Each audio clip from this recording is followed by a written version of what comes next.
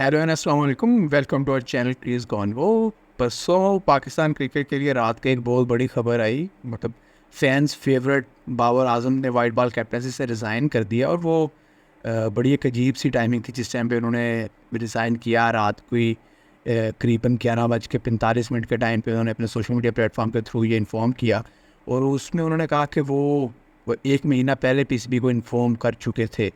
तो एक बड़ा इन शॉकिंग आप कह लें कि ये था, क्योंकि अगर वो तब ही छोड़ते जब वर्ल्ड कप के बाद जो परफॉर्मेंसेस आई थी तो बड़ा एक्सपेक्टेड था, लेकिन उन्होंने भी टाइम लिया, पीसीबी भी शायद टाइम ले रहा था। उसके बाद उन्होंने कैप्टनसी छोड़ी तो शायद कोई निगोसिएशंस चल रही थी या क्या था इसके पीछे, आई डोंट नो। लेकिन as of now Babar Azam has resign from Pakistan white ball captaincy. ऐसे ये पाया तो जो टाइमिंग जिस टाइमिंग पे रात के 12 बजे ऑलमोस्ट बाबर ने अनाउंस किया कैप्टनसी से रिमूव होने का, रिज़ाइन देने का बाबर ने, तो वो काफ़ी शॉकिंग टाइम था, यूनिक टाइमिंग थी। फिर उसके अलावा जो मैंने जब ये न्यूज़ सुनी तो मेरा फर्स्ट रिएक्शन यही था कि देर आए दुरुस्त है, क्योंकि मेरे हिसाब से ये एक वो गलती है जो बाबर ने की थी जो कभी उनको करनी ही नहीं चाहिए थी, जो उन्होंने अब रेक्टिफाई की है, जो एट फर्स्ट प्लेस होनी नहीं चाहिए थी। तो अब एक साल में उनकी 2 रेजिग्नेशंस हो गई हैं। पिछले साल नवंबर में बाबर ने रिज़ाइन किया था कैप्टनसी से, और अब अभी अक्टूबर आ गया, अभी तो अभी साल भी नहीं हुआ तो बाबर का एक और रेजिग्नेशन आ गया हुआ है। तो मतलब बजाय कि एक साल आगे जाने के, एक साल जहाँ वो खड़े थे एक साल पहले, वहाँ भी अब एक साल पे वहीं पे हैं। अगर फिर इस देखा जाए इस सारे सिनेरियो को तो कुछ इस पे चैमगोइयाँ हो रही हैं कि बाबर से कैप्टनसी ली गई है, कुछ लोग कह रहे हैं बाबर ने खुद रिज़ाइन किया है। लेकिन जो मेरी ऑब्जर्वेशन उसके मुताबिक मुझे लगता है कि दिस टाइम बाबर ने खुद कैप्टनसी से रिज़ाइन किया है। बिकॉज जो उनकी स्टेटमेंट है उनका मतलब उन्होंने कोई 1 महीना पहले पीसीबी को इन्फॉर्म कर दिया था, और जो कुछ दिन पहले चैंपियंस कप में एक कनेक्शन कैंप हुआ तो उसमें जो पीसीबी ने प्रेस रिलीज जारी की उसमें उन्होंने बाबर आजम को वाइट बॉल कैप्टन बताया। तो और फिर आज पीसीबी की जो स्टेटमेंट भी आ गई उससे भी ये पीसीबी के बकौल ये है कि वो तो बाबर को चाह रहे थे कि वो कैप्टनसी करें, लेकिन बाबर ने खुद ये बेहतर समझा कि वो अपनी गेम पे फोकस करना चाह रहे हैं और वो कैप्टनसी का एक एडिड प्रेशर नहीं लेना चाह रहे अब। इसमें कुछ सोर्सेज का ये भी कहना था कि स्पेशली गैरी कर्स्टन जो हैं वो बाबर को रखना चाहते हैं as a captain for ODI format, और T20s के लिए वो शायद देखने के किसी और की तरफ जाएं कैप्टनसी के लिए। लेकिन बाबर ने भी अपने स्टेटमेंट में कहा है कि अपना वर्कलोड मैनेज करने के लिए और थोड़ा प्रेशर को रिलीफ देने के लिए उन्होंने कैप्टनसी से इसको छोड़ी है, जो कि मेरे हिसाब से सही डिसीजन है। आगे अब इनको अपनी बैटिंग भी फोकस करनी चाहिए, क्योंकि पाकिस्तान को बाबर एज ए कैप्टन नहीं चाहिए, बाबर एज ए बैटर को पाकिस्तान को काफ़ी ज़रूरत है उनकी। ऑब्वियसली पाकिस्तान की बैटिंग के बैकबोन बाबर हैं, मतलब वो रन्स नहीं भी कर रहे तो फिर भी आपके दिमाग में एक चीज़ है कि बाबर, आप कहीं ना कहीं वो पिछले 1-1.5 साल से वो रन्स नहीं कर रहे, लेकिन फिर भी वो उम्मीद होती है कि बाबर आज चल जाएगा, आज कम बैक होगा, आज कम बैक होगा। तो होपफुली आप उनसे वो कैप्टनसी का प्रेशर कम होगा। और ये जो इंग्लैंड सीरीज़ आ रही है, अगर तो उसका कोई असर हुआ, अगर तो वो कैप्टनसी की वजह से रन्स नहीं कर पा रहे हुए, तो वो नज़र आ जाएगा आने वाली सीरीज़ में कि वो वजह कैप्टनसी की थी या कोई और वजह है।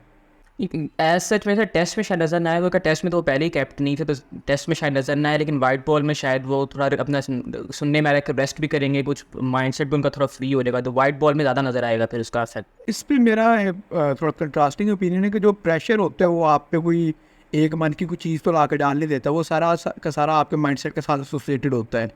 ठीक है, तो जब आप टेस्ट मैच खेलने जा रहे हो वही इंसान जा रहा है, वही दिमाग है उसका, वही मीडिया है, वही लोग हैं। वो T20 खेलने जा रहा है, वही ओडीआई खेलने जा रहा है, तो सराउंडिंग सेम है।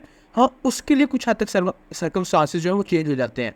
तो जब वो टेस्ट मैच खेल रहे तो वाइट बॉल का कैप्टन वो तब भी था, लेकिन अब ये उससे एक चीज़ से, एक लाइबिलिटी से वो बंदा आज़ाद हो गया कि मैं कैप्टन नहीं हूँ, मैं सिर्फ और सिर्फ एज ए बैट्समैन खेल रहा हूँ, वो कोई भी फॉर्मेट हो।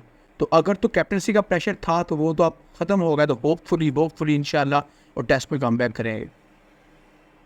होपफुली वो जल्द कम बैक करें, कि अब तो वो कैप्टनसी का प्रेशर रिलीव हो गया हुआ। अब कैप्टनसी तो हमने बाबर की डिस्कस कर ली हुई है, मेजरली जो पहले थी 4 ईयर्स का स्टेंट जो था उनका इनिशियल वाला, तब जब उन्होंने रिज़ाइन किया था लास्ट ईयर, तब भी हमने डिस्कस किया था।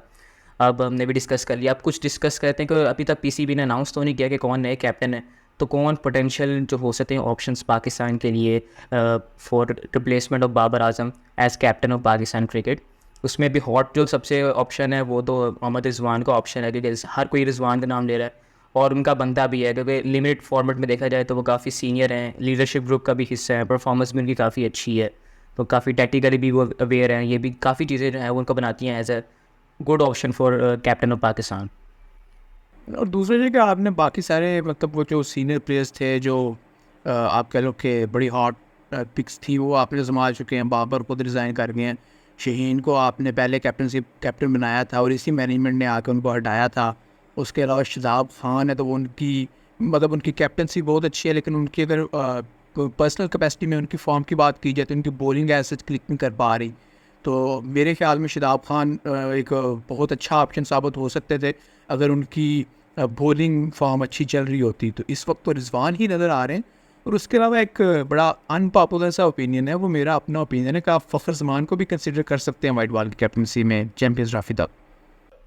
फ़खर ज़मान भी कंसिडर हो सकता है, लेकिन वो फिर ये होगा कि बहुत लिमिटेड कोर रह जाएगा आपका कि सिर्फ चैम्पियंस ट्रॉफी तक आपने कैप्टन है, फिर उसके बाद फिर पीसीबी का होगा कि हम चैम्पियंस ट्रॉफी के बाद दोबारा कैप्टन बनाएंगे। और उस एज कैप्टन भी फ़खर को भी इतनी पावर नहीं मिलेगी कि वो कुछ डिसाइड कर सकें। अब उनको पता है कि मैंने सिर्फ ये, क्योंकि वनडेज़ जो हैं चैम्पियंस ट्रॉफी से पहले वो सिर्फ 12-13 वनडेज़ हैं, तो उस हद तक मुझे नहीं लगता कि पीसीबी बिल्कुल इतने शॉर्ट टर्म प्लान के लिए सोच रहा होगा। गैरी कर्स्टन भी स्पेशली आए हुए हैं, क्योंकि उनका तो गैरी कर्स्टन की अपॉइंटमेंट जो है वो तो 27 के वर्ल्ड कप तक ही है, तो वो तो दूर का ही सोचेंगे बजाय कि आप 6 महीने बाद दोबारा से कैप्टन हम ढूंढते फिरें। तो इसलिए फिर मेरे हिसाब से फ़खर का उतना ऑप्शन नहीं है, और उनका कैप्टनसी का भी एक्सपीरियंस नहीं है। उन्होंने ना डोमेस्टिक में कैप्टनसी की है, PSL में भी मेरे यहाँ से 4-5 मैचों में सिर्फ उन्होंने कैप्टनसी की है। तो वो कैप्टनसी का एक्सपीरियंस तो बाबर का भी नहीं था, लेकिन कुछ 4.5 साल निकाल गए हैं। तो मैं वो इसलिए कह रहा था कि ये अनपॉपुलर ओपिनियन है। के वक्त तो सर्कमस्टेंसेस और थे ना, बाबर के बगैर जब कैप्टन बने थे तब तो कोई और कैप्टनसी का ऑप्शन भी तो नहीं था ना आपके पास। परफॉर्मेंस भी एक ही बंदे की हो रही थी उस वक्त, तो उस वक्त आपके पास ऑप्शन नहीं था कोई और, इसलिए बाबर कैप्टन बने थे। अब तो आपके पास ऑप्शंस बहुत। बात आपकी ठीक है कि इस वक्त जो एक ऑब्वियस चॉइस नज़र आ रही है वो मोहम्मद रिजवान ही है। लेट्स सी पीसीबी क्या डिसाइड करती है। पाकिस्तान में बड़ी बड़ी तरह के डिसीजंस हो जाते हैं जो आप एक्सपेक्ट भी नहीं कर रहे होते, उस तरह की चीज़ें भी हो जाती हैं। So you never know what's gonna happen. तो उसके अलावा अभी जो कनेक्शन कैंप भी हुआ था उसमें भी फ़खर ने जो है वो काफ़ी तनकीद की थी पीसी मैनेजमेंट पे। तो यहाँ सिर्फ क्रिकेटिंग डिसीजन नहीं होता, आपको कहीं ना कहीं जो है पीसीबी की गुड बुक्स से भी आना पड़ता है। तो मेरे ख्याल से वो गुड बुक्स में नहीं है, उन काफ़ी aggressive on end of the field रहते हैं, तो ये भी उनके अगेंस्ट जा रहा है। गुड बुक्स तो उन्होंने फाड़ दी हैं उस कैंप के अंदर। अब क्या है गुड बुक्स रहनी है उधर। मेरे ख्याल से ODI के लिए तो है वो काफ़ी जो है और रिटर्न ऑन द वॉल है कि रिजवान कैप्टन होंगे, लेकिन मेरे ख्याल से T20s के लिए इनको ज़रा ब्रेनस्टॉर्मिंग करनी पड़ेगी कि T20 के लिए कौन कैप्टन होगा, क्योंकि अगला T20 वर्ल्ड कप जो है वो 1.5 साल के बाद है। अराउंड 2026 में फरवरी मार्च में हमारा T20 वर्ल्ड कप होगा अगला, और पाकिस्तान ने उससे पहले कोई अराउंड 35 to 40 T20 मैचेस खेलने हैं। तो आपको एक अच्छा जो है ना वो मैचेस मिल रहे हैं कि आप एक्सपेरिमेंटेशन कर सकें, अपने जो पेसर्स हैं उनका वर्कलोड मैच कर सकें। जो आप अपना बाबर रिजवान को ओपनिंग पेयर है, अगर आप उसको चेंज करना चाहते हैं तो आप वो भी चेंज कर सकते हैं। आपको गुड इनफ ये मैचेस हैं। एटलीस्ट मैं कह रहा हूँ कि आप शुरू के जो 15-20 मैचेस हैं उनमें तो आप अपना जो है वो नए प्लेयर्स को ट्राई आउट कर लें। अगर वो नहीं चलते तो फिर आपके पास ये सीनियर प्लेयर्स तो हैं ही, आप उनको दोबारा लाइन लेके आ सकते हैं। T20 में मेरा भी कोई इससे मिलता जुलता ओपिनियन है। मुझे लगता है कि T20 में पाकिस्तान को अगले साल 1.5 साल में कोई इसको सीरियस लेना नहीं चाहिए। वर्ल्ड कप से 6-7 महीने पहले जाकर तैयारी स्टार्ट करें। दुनिया की ज़्यादातर टीमें ऐसे ही करती हैं। तो आप ये करें कि यंगस्टर्स का ग्रुप तैयार करें, उनको खिलाएँ T20 बायलैटरल्स। उसमें डिफरेंट लोगों को आप कैप्टनसी के लिए ट्राई कर सकते हैं। जो यंगस्टर्स का ग्रुप होगा उसमें, तो मेरे ख्याल में T20 की कैप्टनसी के लिए अभी तक इनको कोई अभी इमीडिएटली फैसला नहीं करना चाहिए। अभी सिर्फ वो चैम्पियंस ट्रॉफी में फोकस करें, ODI में फोकस करें। और T20 में यही है कि आप अपने मेन प्लेयर्स को रेस्ट कराएं। कोई वो ये ना होगा वर्ल्ड कप से पहले जब आपको इंजरी हो जाए, आपके यूजलेस काइंड ऑफ T20 या बायलैटरल्स हैं अभी, कोई इनका ऐसा उनको फ़ायदा नहीं नज़र आ रहा। तो एक यंगस्टर्स की कोर तैयार करें और उन्हीं में से किसी न किसी को कैप्टन बना के किसी को किसी चीज़ पर भेज दें, किसी को भेज दें। जिस तरह इंडिया करता रहा है पिछले कुछ अरसे में। विराट कोहली कैप्टन भी थे तो T20 वो कई सीरीज स्किप कर देते थे, शर्मा भी स्किप कर देते थे। तो अब भी पाकिस्तान को शायद उसी अप्रोच को लेकर चलना चाहिए। इस साल जो वर्ल्ड कप हुआ था पाकिस्तान का worst ever world cup campaign थी। पाकिस्तान के पास बैकअप ऑप्शंस कोई नहीं थे। हमने रिटायरमेंट से जो प्लेयर्स रिटायर हो गए थे, हमने उनको वापस बुलाया था टीम में खिलाने के लिए। एक ओपनर ट्राई किया साइम अयूब, लेकिन वो चल नहीं सके, तो हमने फिर बाबर रिजवान पे दोबारा आके मिडल ऑर्डर के हमारे मसले रहते ही हैं। तो ये फ्लेक्सिबिलिटी में कोई भी एक यंग कैप्टन होगा, फॉर एग्जाम्पल शादाब होते हैं, या कोई भी हारिस हो सकता है, या साइम अयूब हो सकते हैं। तो कोई भी ऐसा कैप्टन होगा इस वक्त अगर आप देखेंगे परफॉर्मेंस की बेस पे तो कोई भी इस वक्त टीम में नहीं आ सकता, स्पेशली इन T20 क्रिकेट। हर किसी की परफॉर्मेंस जो है रिसेंट पास में T20 में स्पेशली वो डाउन भी चल रही है, तो इसलिए फिर आपको फ्लेक्सिबिलिटी दिखानी पड़ेगी। खैर यहाँ पे हमने तो अभी क्रिकेटिंग जो है वो रीजंस डिस्कस किए हैं। पीसीबी में सिर्फ क्रिकेटिंग रीजंस डिस्कस नहीं होती, और भी चीज़ें होती हैं।